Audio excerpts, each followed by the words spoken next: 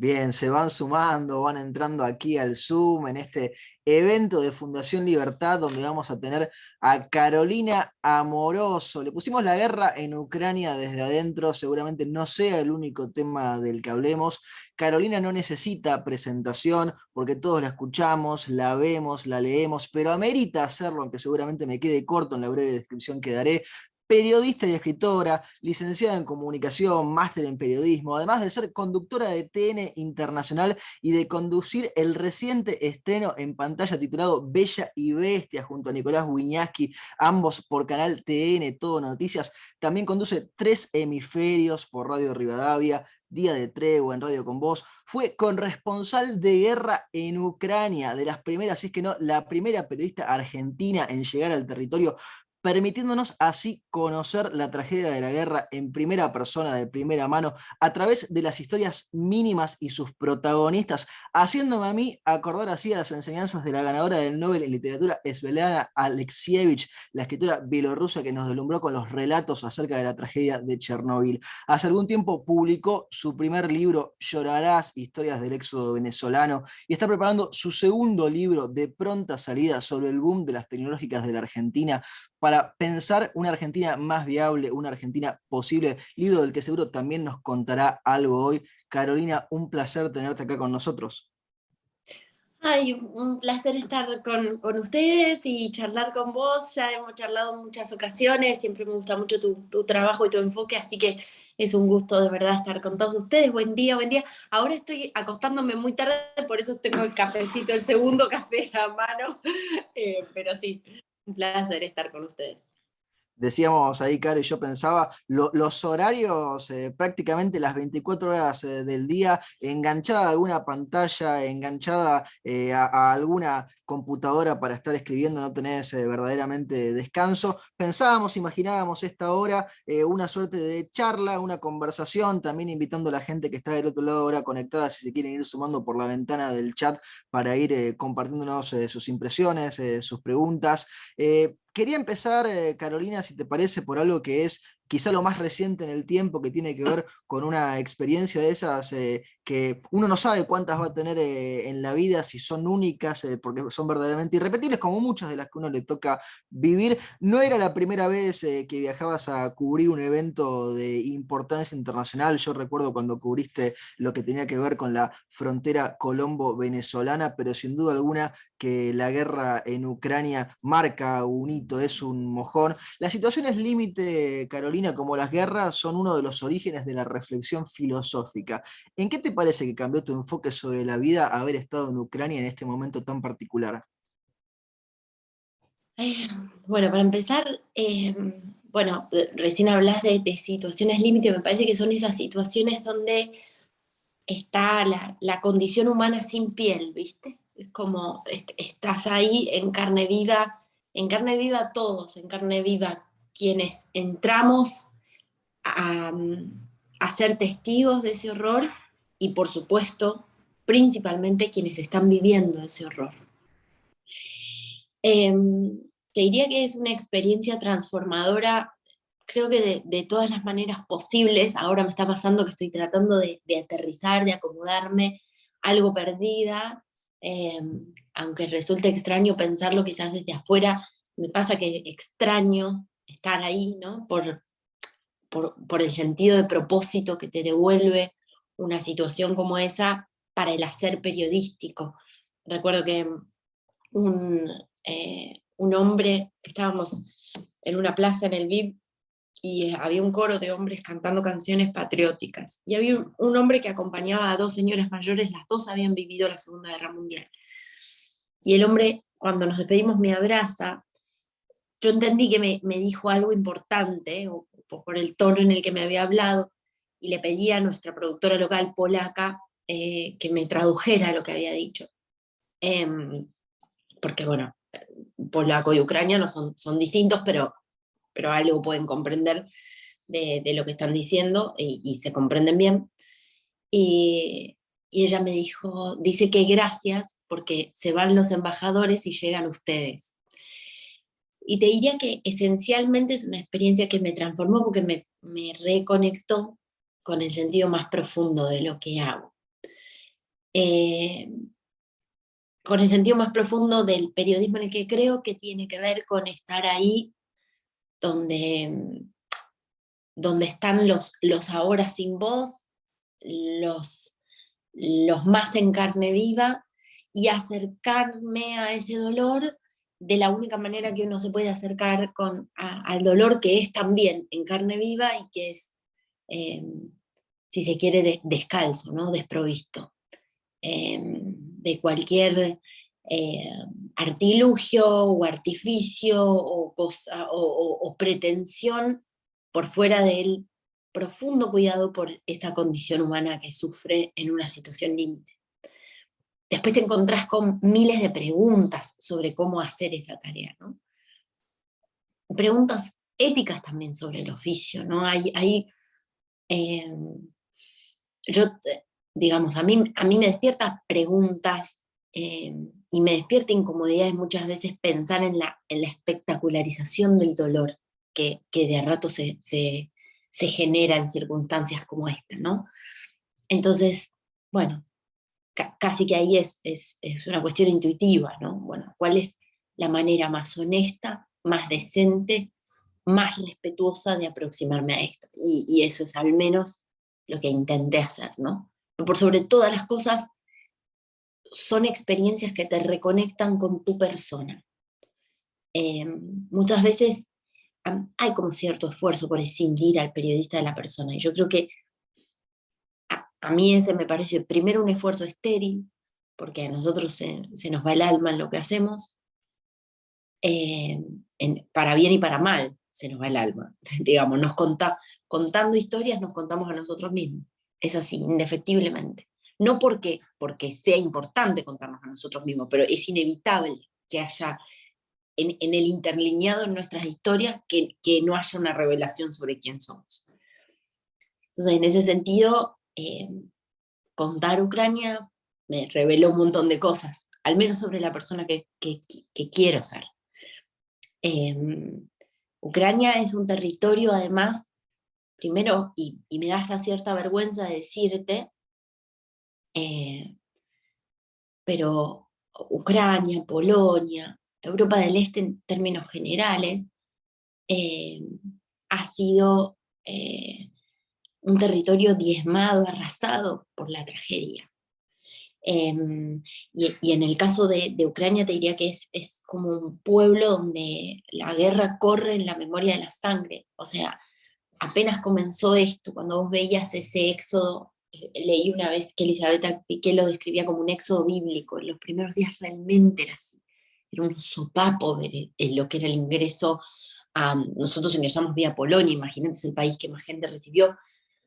Y era realmente, además, un sopapo de pasado, recibir un golpe de pasado, esa imagen de un país entero que se te venía encima, que se te venía a los ojos.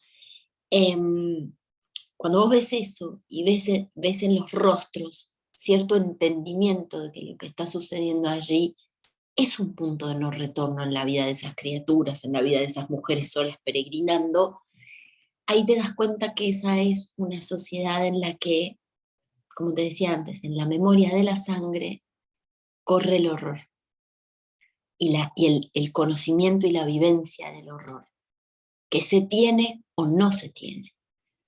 Y en ese caso la conocen y la conocen vivencialmente, de la única manera que se conoce, ¿no? Eh, Así que sí, o sea, tengo todo para agradecerle a Ucrania, eh, y, y también una deuda y un compromiso enorme de seguir contándola, eh, por su gente, por su historia repetida y por los horrores que se están cometiendo ahora, ¿no? Yo venía siguiendo muy de cerca las coberturas. Sí, Yo no fui la primera en ingresar, de hecho había ya varios periodistas trabajando, Elisabetta, que recién la mencioné, ya estaba en Kiev. Nosotros lo que sí fuimos fue post-invasión, dentro de las coberturas de la televisión, de los primeros que intentamos ingresar y logramos ingresar a territorio ucraniano, con lo cual que era muy difícil, ¿no? Post invasión, todo ese operativo en esos días para ingresar a territorio ucraniano, Claro. nadie quería ingresar, o sea, realmente costaba mucho el ingreso. Y recuerdo haber seguido eso que sucedía allí, y hoy pienso, bueno, qué lejos lo pensaba Mm. de la dimensión real del drama, ¿no? O sea, a mí me importaba mucho entender la geopolítica, que sin dudas es importante, pero ahora, habiendo estado en ese territorio diezmado, eh, sin dudas tomé conciencia bueno, de que las primeras aproximaciones a los temas eh, son siempre, o muchas veces son más frías, más distantes, y que es solo una vez que estás en el territorio en el que tomas dimensión real de lo que todas esas cosas y esas abstracciones implican, ¿no? Carolina, como excelente periodista que sos, ya nos dejaste varios hilos ahí de cuestiones que yo iba marcando de lo que comentabas, preguntas éticas sobre el oficio que te generó esta cobertura, la preocupación por esa espectacularización del dolor que muchas veces se hace del dolor ajeno con la guerra, la posibilidad o no de escindir al periodista de la persona, ¿no? También como imagen, y la objetividad generalmente es considerado un valor para el periodismo. ¿Cómo aplica eso cuando uno empatiza o se identifica con una causa que le toca cubrir periodísticamente, en este caso como la causa ucraniana? Mira, yo alguna vez la escuché a Cristiana Mampur, que es una periodista a la que admiro mucho. Ahora está en Kiev, por si eh, creo que sigue estando allí porque vi algunos posteos al respecto. Alguna vez la escuché a Cristiana Mampur reflexionar sobre el concepto de neutralidad, muchas veces aplicado al periodismo, ¿no? Y ella decía algo en la línea de que el periodismo no tiene el imperativo de ser neutral, tiene el imperativo de ser veraz. Y me parece que ella a lo que se refiere es a que a veces hay cierta pretensión forzada de equidistancia con cosas frente a las cuales es muy difícil tener equidistancia. Digo,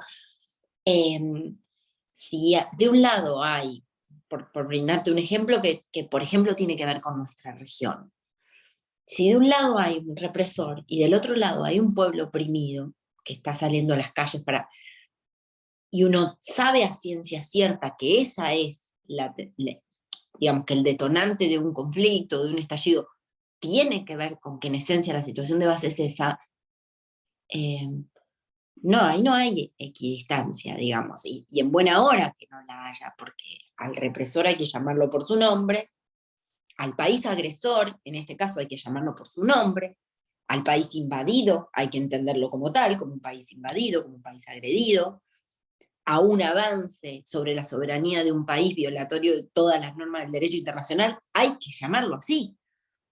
Eh, entonces, me parece que por sobre todas las cosas nosotros lo que tenemos que hacer es decir la verdad y hablar en castellano, llamar las cosas por su nombre.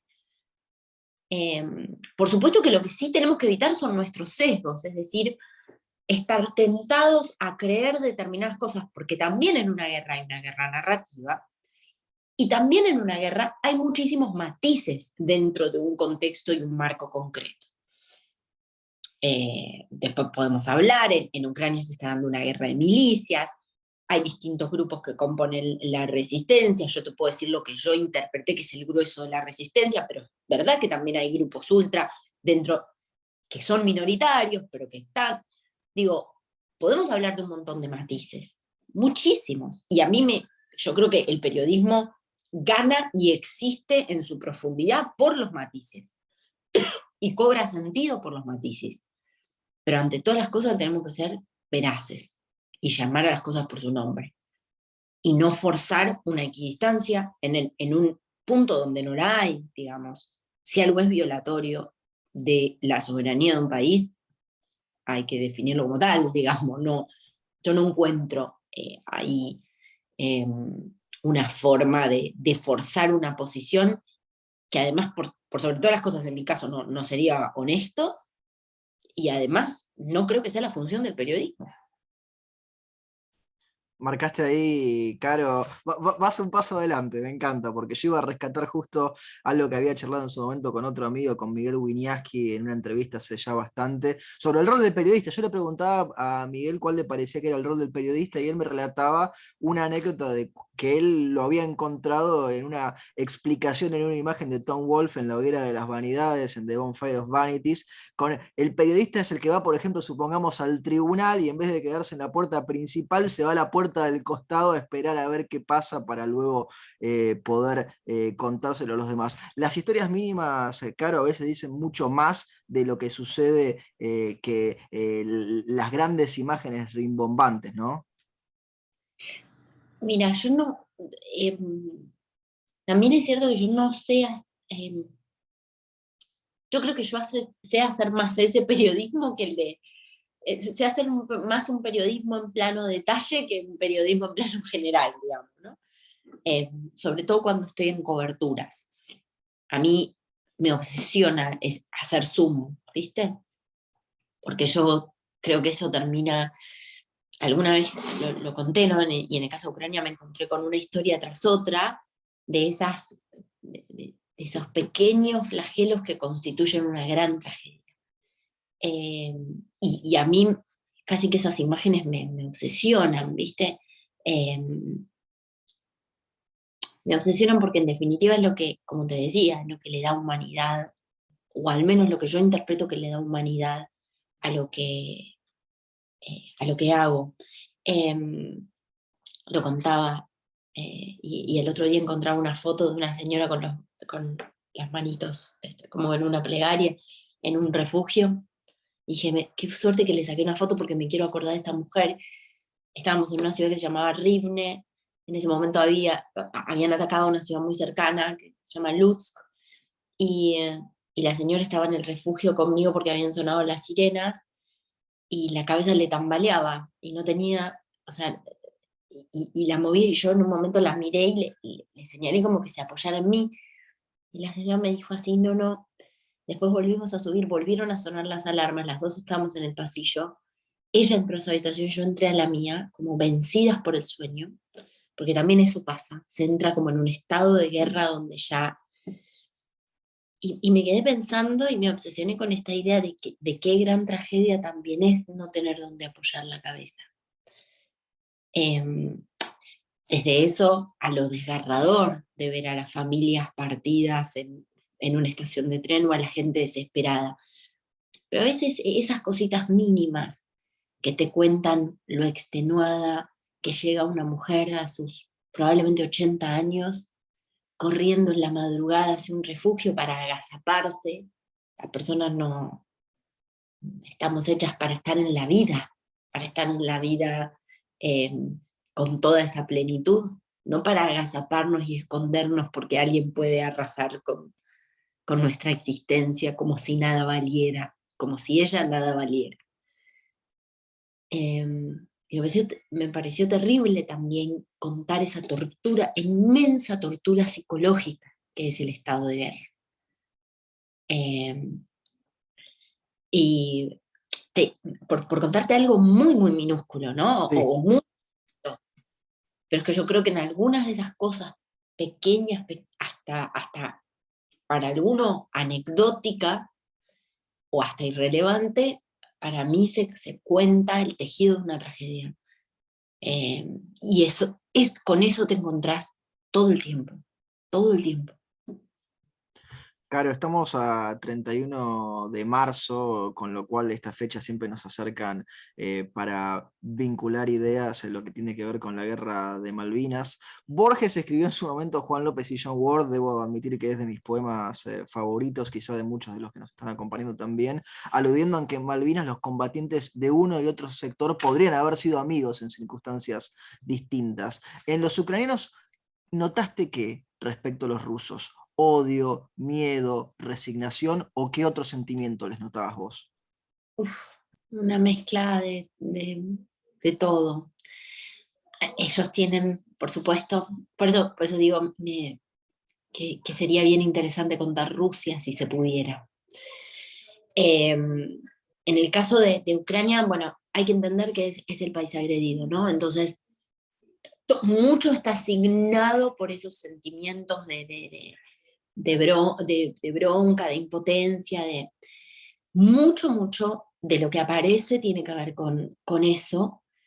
Pero claro, vos pensás que las historias de estos pueblos están muy entrelazadas, muy entrelazadas. Las familias, la cantidad de testimonios con los que me encontré, donde alguien me hablaba de su familia en Rusia y de tener que contarle lo que estaba pasando a su familia en Rusia, porque bien sabemos lo que sucede con la información.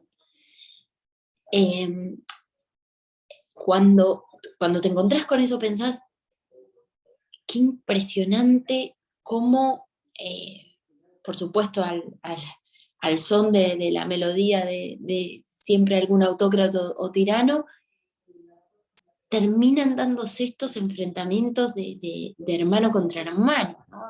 Esto, de una cosa tan absurda, tan profundamente absurda e injusta y criminal, ¿no?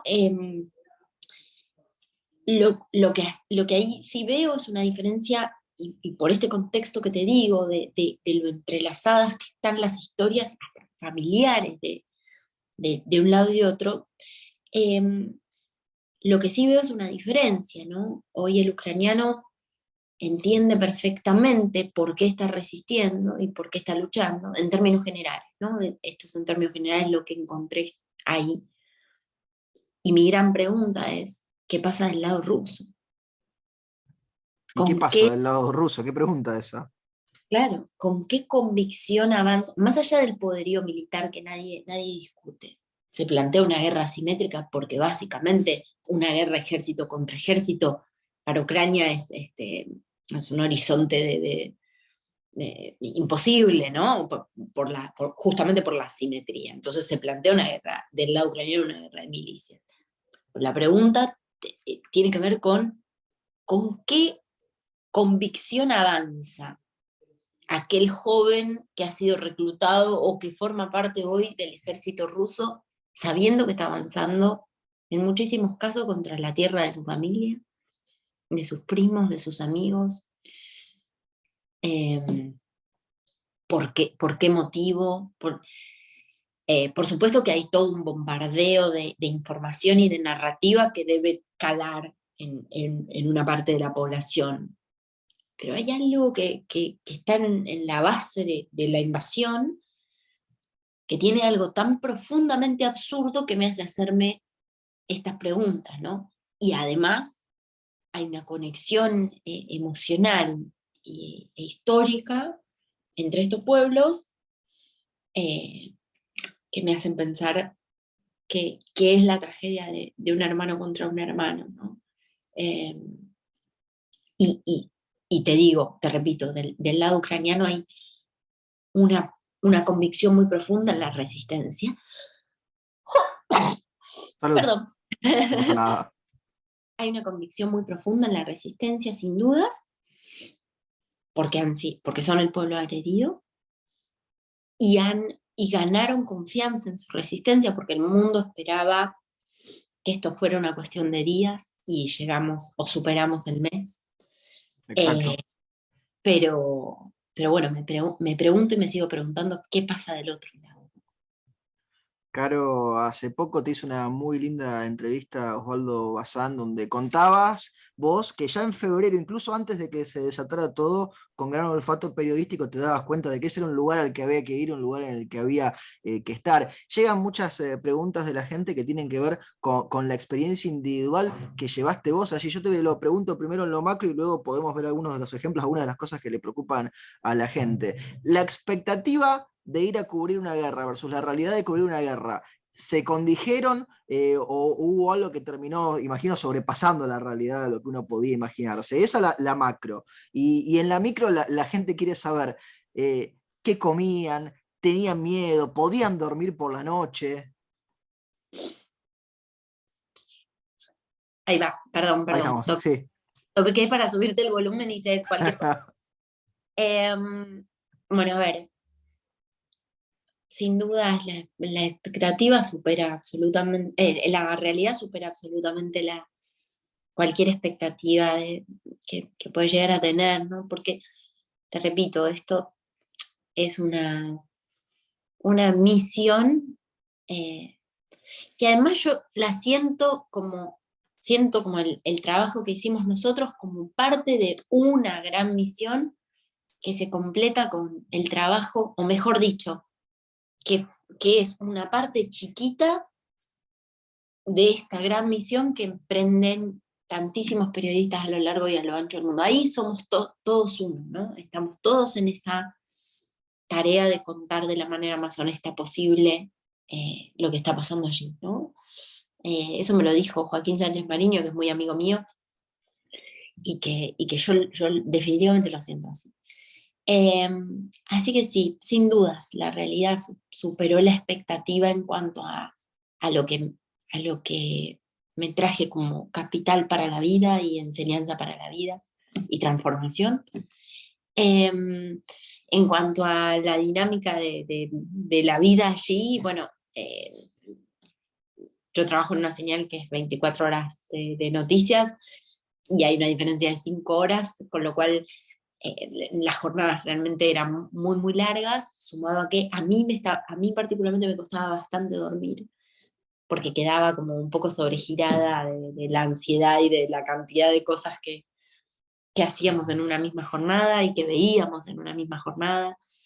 Y además a la noche era como que me venía esta cosa de ponerme a pensar qué será de la vida de tal persona, tal persona, tal persona, que eran todos los que iba encontrando en mi camino. Eh, y bueno, te diría que la noche siempre era un momento más difícil para mí, así que en los primeros días sobre todo me costaba bastante dormir. Eh, y bueno, después por el resto sí, se te trastoca todo, pero forma parte también yo creo que de aproximarte a eso. En mi caso yo no soy una cronista de guerra, yo soy una cronista. eh, Y yo siempre digo, o sea, yo ya cuando sentía que me pude llamar periodista, todo el resto para mí fue chapa en mi carrera, porque para mí, bueno, este oficio es una cosa muy importante. Em, pero más allá de eso, parte de lo que me pasó, al menos a mí, es que vivencialmente intenté bueno, si esto es lo que me tiene que suceder, bueno, que me suceda, que me atraviese esto eh, como me tenga que atravesar, ¿no? Y un poco pasó también en esos aspectos más cotidianos. Eh, pero bueno, entiendo que es también parte de aproximarte por primera vez a una cobertura de guerra. Y ahí con la cobertura de guerra, Caro, vamos tomando también algunas preguntas de la gente que nos está acompañando. Por ejemplo, Florencia Bofino, que marca que está encantada de escucharte, pregunta, ¿qué sentiste cuando escuchaste por primera vez en tu vida una de las sirenas? Ahí cayendo, dando cuenta de que estabas efectivamente en el medio de una guerra. Es bastante fuerte porque yo lo había escuchado, había visto, viste, grabaciones y demás de lo que estaba pasando en Kiev y demás, pero verla, escucharla y ver las calles vacías y el sonido de esa voz en un autoparlante fue realmente sí, muy choqueante, muy, muy choqueante. Y además te empieza a pasar algo como te corre un frío, ¿no? Por adentro, la primera vez que lo escuchas, sin dudas. Imagino que después debe ocurrir el efecto quizá contrario, Caro. Uno se termina acostumbrando en cierto modo, en cierto punto, a ese ruido, al riesgo permanente. Ahí creo que te perdimos la imagen otro segundito. Espérate, espera, Ahí vivo. volvimos. Perdón, No perdón, pasa nada. perdón. Mi hermano es programador, él salió con esa parte de la inteligencia de la familia, yo la peor, a mí se me cae. A ver, mira, sí se entra como en un estado de normalización de ciertas cosas. Em, Recuerdo que, bueno, como te decía, entre los últimos días o la semana final, hasta llega un momento en el que decís, bueno, o sea, en algún momento tengo que dormir, sobre todo en la madrugada, ¿no? Nosotros, quizás no tanto en el PIB, donde nosotros estuvimos un par de veces que sonaron las sirenas, pero no eran tantas, pero por ejemplo en Rivne sí sonaban bastante, después estuvimos en una ciudad llamada Jitomir, que queda, sobre todo en este punto, ¿no? Que queda en la zona roja, queda a 1 hora 20 de Kiev, y en Jitomir también, o sea, apenas llegamos, ¿no? Llegamos a un edificio que había sido bombardeado, empezaron a sonar las sirenas. Claro, empezás a normalizar ese sonido que si hoy lo escucho de nuevo, eh, bueno, sí, obviamente te estremece, ¿no? Eh, También hay algo que es que como en el contexto ellos entraron en este estado de guerra y los ves con cierta calma manejando una situación de esas características que puede terminar siendo concretamente un ataque, o sea, porque eso es una advertencia de que tenés que ir a un refugio. Eh, Eso me parece que termina siendo, te diría como, te termina condicionando también a vos Mm. a la hora de reaccionar ante ese estímulo o ante esa amenaza, ¿no? Es muy fuerte lo que pasa la primera vez. Es muy fuerte lo que pasa la primera vez. Al menos a mí, sin dudas, me va a quedar grabada para siempre. Caro, te quiero ir conectando con otra de las cuestiones, lo contábamos cuando te presentábamos, lo que tiene que ver con lo que fue tu primer libro, Llorarás, historias del éxodo venezolano, porque lo de Rusia ha generado en el movimiento geopolítico que la dictadura venezolana liderada por Nicolás Maduro haya tenido la posibilidad en estas últimas semanas de tener una suerte de acercamiento con Estados Unidos por la importancia del petróleo. ¿Cómo vas viendo estos movimientos que se van dando? Porque digo, no solamente algo está sucediendo específicamente dentro de Ucrania, sino que la ola va llegando y recorriendo el mundo entero y moviendo todos los jugadores y todas las piezas.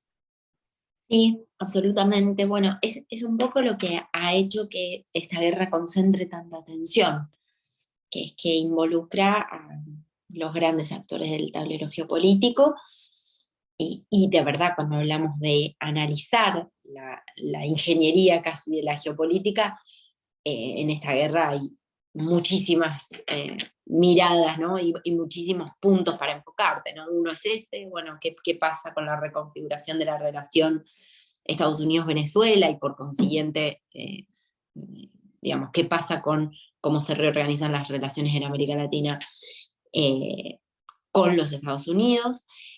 Otro de los focos es cuál puede ser el rol de China en este contexto de progresivo y significativo aislamiento para Rusia. Te diría que yo pondría entre signos de pregunta, a ver, Venezuela ha sido y es sin duda una preocupación muy central para la administración norteamericana.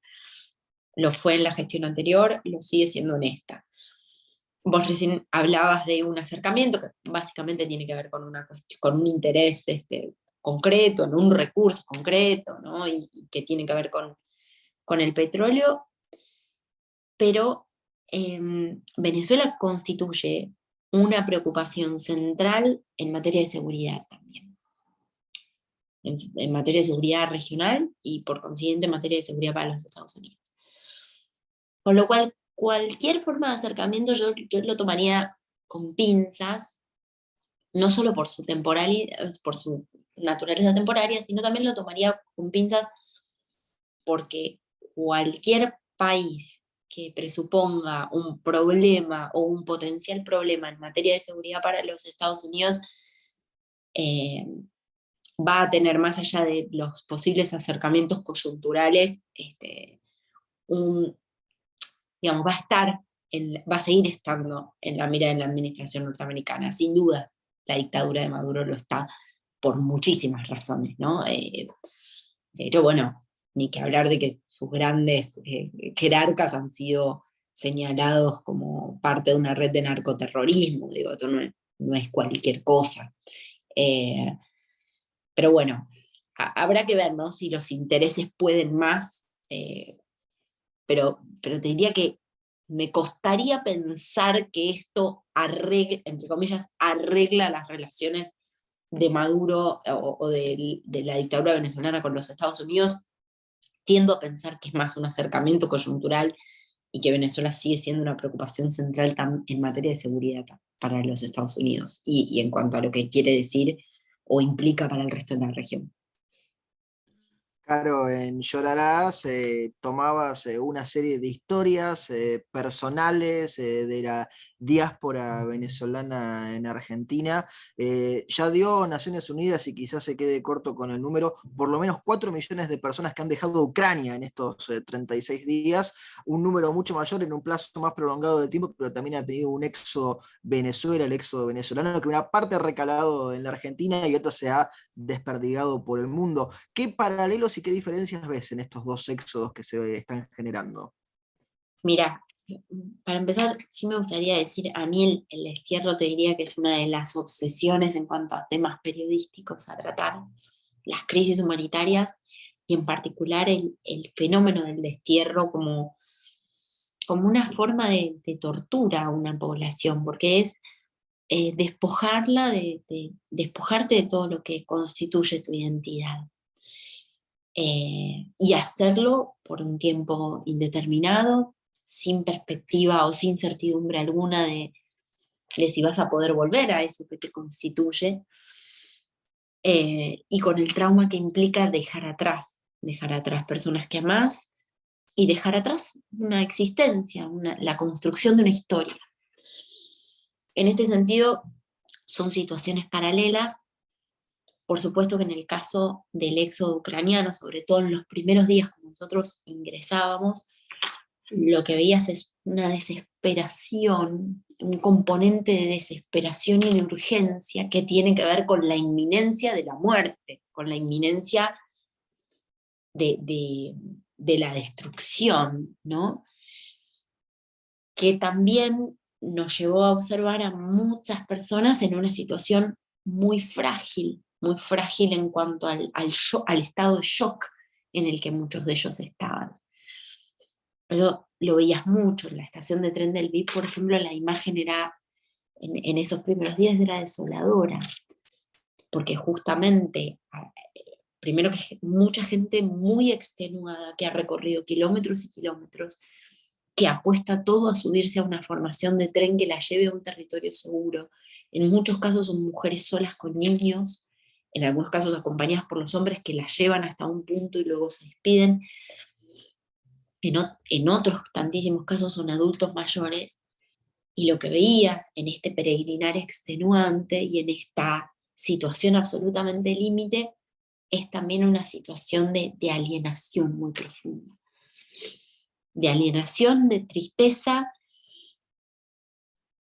y también, y aquí sí trazo otro paralelismo, más allá de esto que te decía que tiene de particular el contexto de guerra, que es esta inminencia de la amenaza y de la muerte, trazo sí un paralelismo entre los dos fenómenos y entre los dos éxodos, que es que hay en el destierro un componente muy profundo de humillación.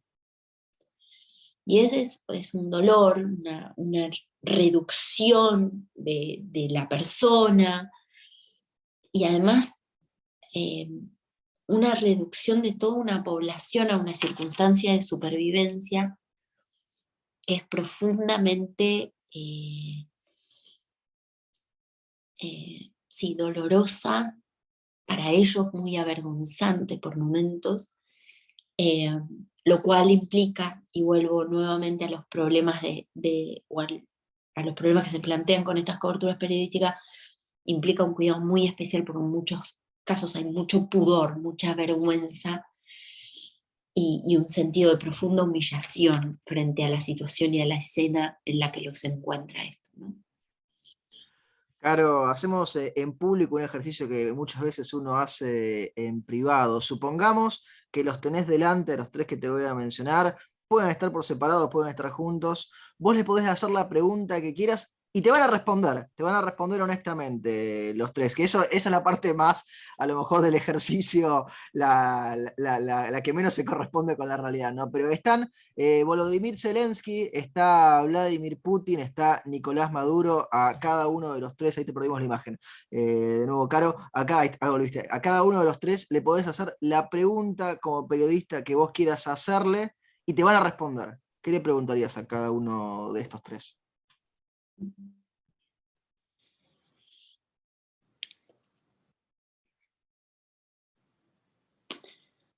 Ah, em,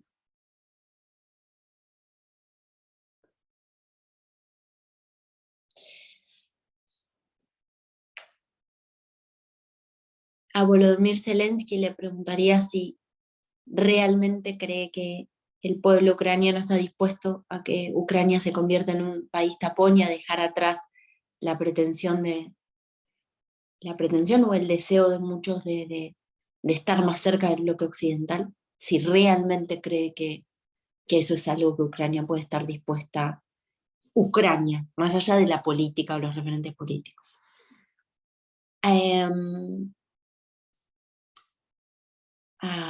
Qué difícil preguntar a Vladimir Putin. Muy difícil, pero prometemos que no va a haber represalias en este ejercicio. Es decir, Putin va a responder, no va a notar nada. No... O sea, no es Putin. Claro, no, es Putin y name only para el ejemplo, ¿no? Pero, a ver, es Putin y va a responder. Ok. ¿Y hasta dónde quiere llegar? Porque me cuesta pensar que esto es solo acerca de Ucrania. Y de hecho, apenas llegamos, nosotros entramos por Polonia, el temor que hay en Polonia también es muy profundo, ¿no? Frente a esta pregunta, ¿hasta dónde quiere llegar? Realmente, ¿hasta dónde quiere llegar? Y quedó Nicolás Maduro para una pregunta, Caro.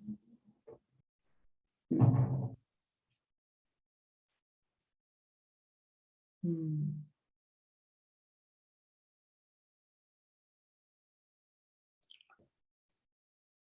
Mm.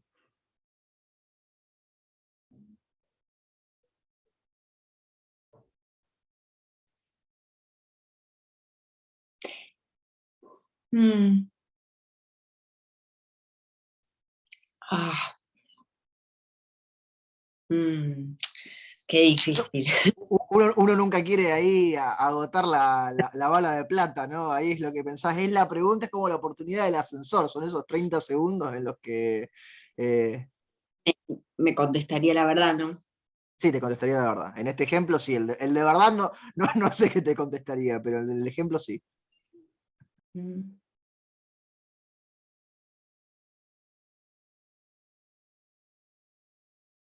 ¿Y qué tendría que pasar o qué circunstancias tendrían que darse para que deje el poder? Todas excelentes preguntas, Caro. Quiero que conectemos, porque ya nos estamos acercando a los últimos minutos de esta hora. Estás preparando tu segundo libro. El primero fue Llorarás, historias del éxodo venezolano. Yo lo leí, creo que te conté, en una tarde. Se lee rapidísimo, no es que sea corto, porque sí, son más de 200 páginas. Pero, a ver, si no es extensísimo de largo, pero se lee rapidísimo, además, porque uno no puede terminar de pasar las páginas, quiere leer la historia siguiente, pero ahora estás con un libro distinto, lo decíamos al comienzo, el boom de las tecnológicas de la Argentina. Seguro muchos de los que están conectados o de los que estén viendo ahora en formato asincrónico, cuando esto quede subido en redes, vieron a Argentina Penélope en TN con ese ciclo donde trataste de ver la Argentina desde un lado distinto al que se la suele ver. ¿De qué se trata este libro que estás preparando pronto a salir? Mira, el libro lo coescribo con un compañero y amigo que es Juan Meriño. Te diría que el libro es esencialmente sobre una otra Argentina, quizás menos contada, que tiene que ver con los emprendedores, que tiene que ver con la creatividad, que tiene que ver con una enorme ventana de oportunidad en un mundo globalizado, en un mundo que se piensa en las tecnologías de la información, en la economía del conocimiento, y que abre al talento argentino oportunidades únicas. oportunidades que llevan, por ejemplo, a que estemos hablando de que la empresa más eh, mejor valuada de América Latina, o una de las dos, digo, siempre está ahí con la minera Vale, sea una empresa nacida de cabezas argentinas, de visión argentina, que es Mercado Libre. Pero Mercado Libre se inscribe dentro de un ecosistema, una suerte de Silicon Valley argentino. Silicon Valley es el polo tecnológico de los Estados Unidos, con base en Palo Alto, ¿no? Quienes hayan visitado San Francisco van a saber de qué estamos hablando.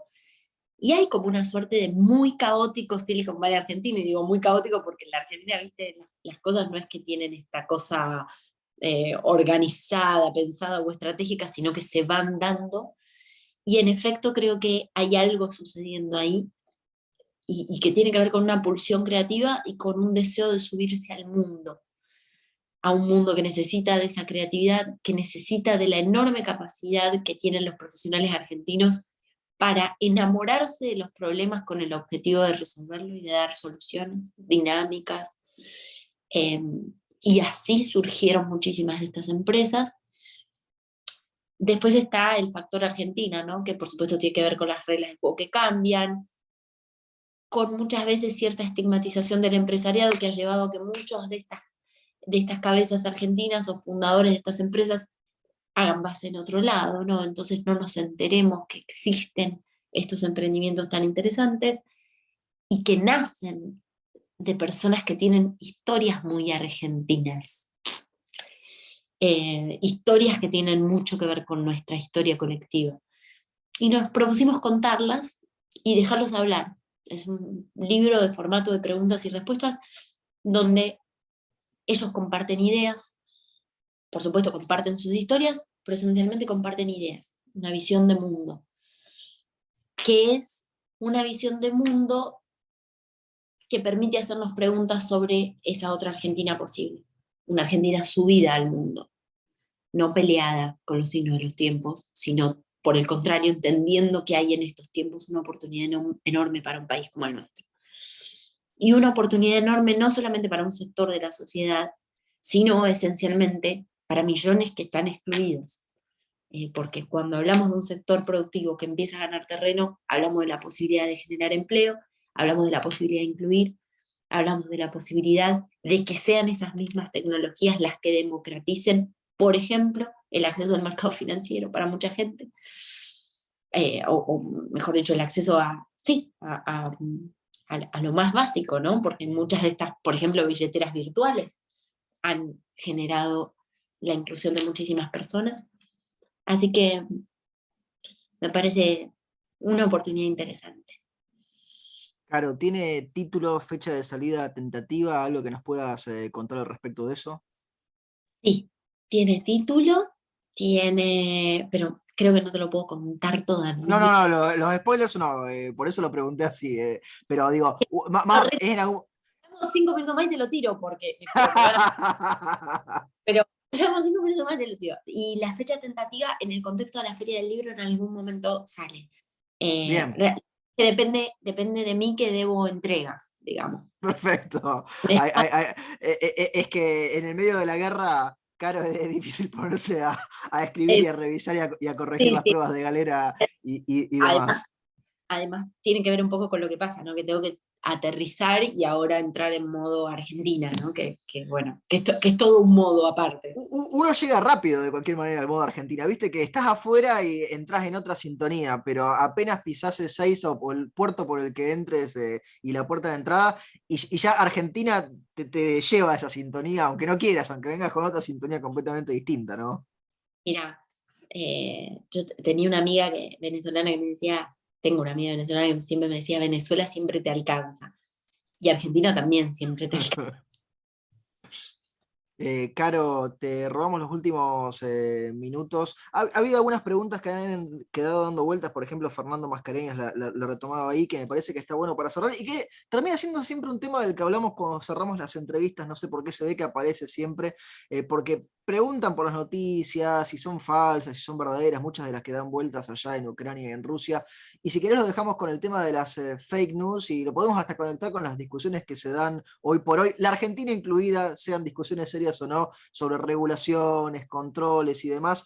¿Cómo vas viendo el desarrollo de las fake news en este último año, quizá en particular con la guerra, y la preocupación que se va dando en todos los países? La Argentina es uno muy particular con respecto a la regulación que se quiere hacer de esos ámbitos donde las noticias falsas se comparten y se difunden.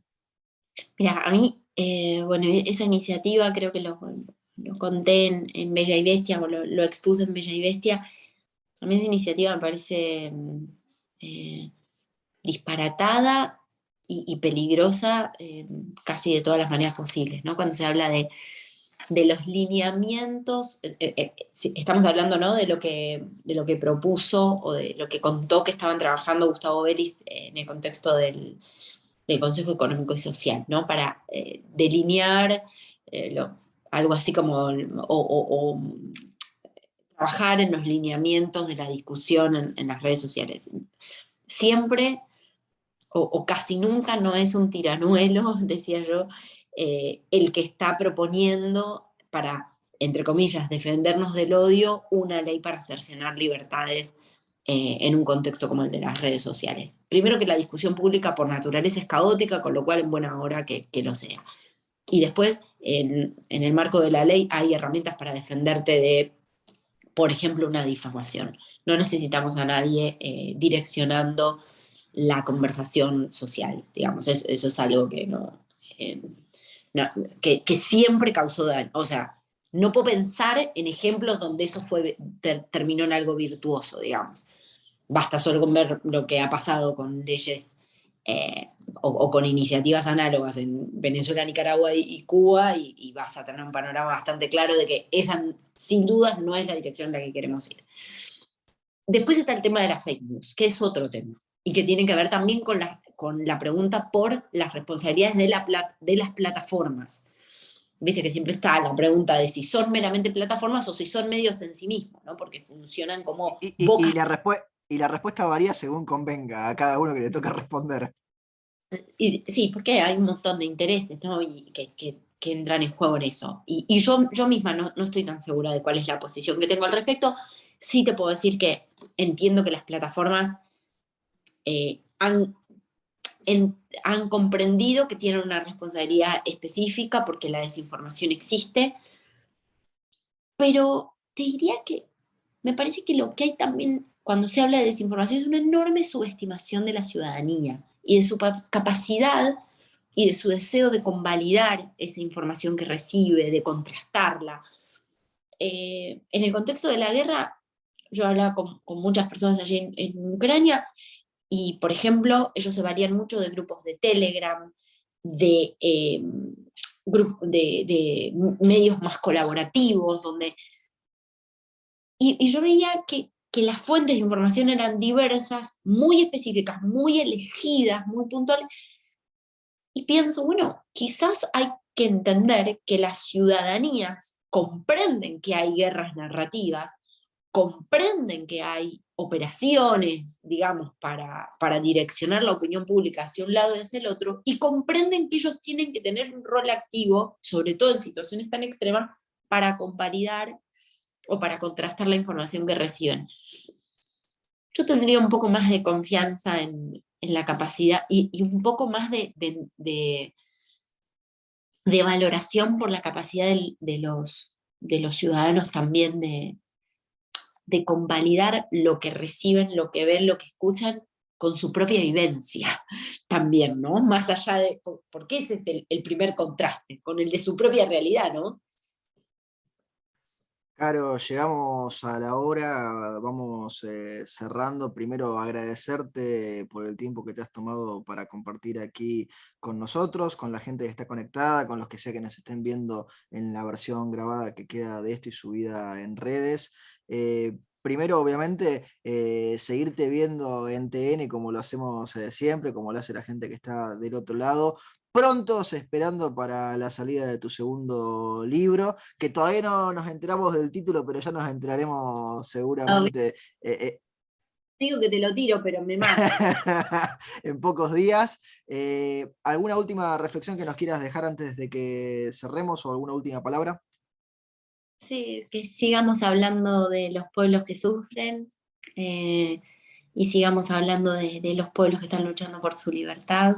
Eh, si el periodismo no sirve para eso, no sé para qué sirve. Me parece que nos tiene que encontrar ahí, hablando de eso y contando esas historias, que sin dudas además nos inspiran para reordenar un poco los valores, eh, y para pensar en qué conversaciones queremos dar nosotros dentro de nuestro país, a veces tan signado por eh, conversaciones anacrónicas, ¿no?